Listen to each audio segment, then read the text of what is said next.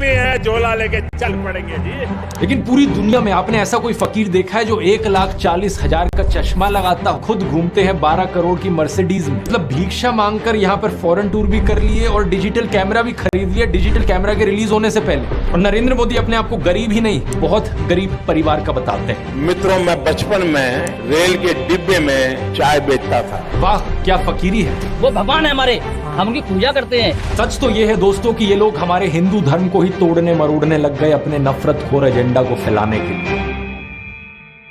नमस्कार दोस्तों, जर्नलिस्ट अनिल यादव एक बीजेपी वर्कर मंगल वाजपेयी से बात कर रहे थे कानपुर में। मंगल एक लोडर का काम करते हैं, यानी गाड़ियों में सामान चढ़ाने का काम करते हैं। क्या नाम बताए? योगी साहब, मेरा मंगल वाजपेयी। मंगल वाजपेयी है, यहाँ लोडर का काम करवाते हैं।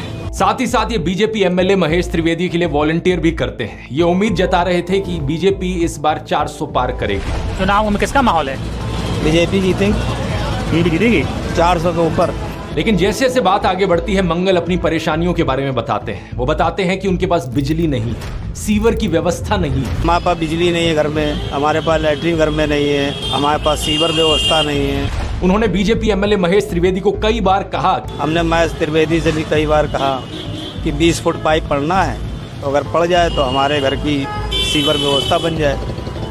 नहीं बन पाई। उन्हें कुछ भी नहीं मिला और ना ही उन्हें कुछ मिलने की उम्मीद है। त्याग तपस्या की मूर्ति है कि कुछ नहीं मिला, लेकिन उसके बावजूद कोई शिकायत नहीं है और ना कोई उम्मीद है मिलने की, और ना उम्मीद है मिलने की। लेकिन फिर भी वो खुद को भाजपा का भक्त कहते हैं। लेकिन ये तो कहा जाता है ना कि भूखे पेट ना होए भजन गोपाला। इस पर मंगल वाजपेयी जवाब देते हैं कि ऐसा कुछ नहीं है, आदमी बालू खाकर भी पेट भर सकता है, यानी कि मिट्टी खाकर भी पेट भर सकता है। सब हो जाता है अगर संत चाह लेगा।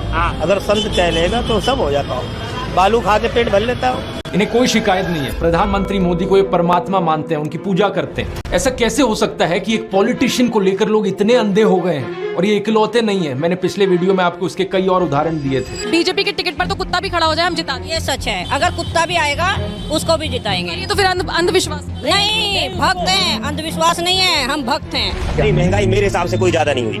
अब मैं 10 साल से बनियान नहीं पहन रहा, देखो आप। वो भगवान है हमारे, हम उनकी पूजा करते हैं। ऐसा हुआ है इमोशनल मैनिपुलेशन और ब्रेन वॉशिंग की वजह से। एक बड़े स्केल पर देश में लोगों का ब्रेन वॉश किया गया है। और जो माफिया यहाँ पर ब्रेन वॉश कर रहा है लोगों का, वो 4 डिपार्टमेंट्स पर काम करता है। पहला डिपार्टमेंट लोगों में गर्व और अहंकार भरता है कि आप महान हो क्योंकि आप हिंदू धर्म में पैदा हुए। दूसरा डिपार्टमेंट आपको एहसास दिलाता है विक्टिमाइजेशन का, कि सदियों से, 1000 सालों से आपके पूर्वज विक्टिम बनकर रहे थे। तीसरा डिपार्टमेंट आपके अंदर डर भरता है कि आपको खतरा है उन लोगों से। और चौथा डिपार्टमेंट यहाँ नरेंद्र मोदी को मसीहा बनाता है कि सिर्फ नरेंद्र मोदी ही आपको बचा सकते हैं। पहले 3 डिपार्टमेंट्स की मैं 3 अलग अलग वीडियोस में ऑलरेडी बात कर चुका हूं। अब वक्त है इस चौथे डिपार्टमेंट को एक्सपोज करने का। नरेंद्र मोदी की कल्ट ऑफ पर्सनैलिटी, कैसे इनके इतने सारे फेलियर्स के बाद भी लोगों को इमोशनली मैनिपुलेट किया जाता है कि लोग इन्हें भगवान मान बैठे। आइए जानते हैं आज के इस वीडियो में।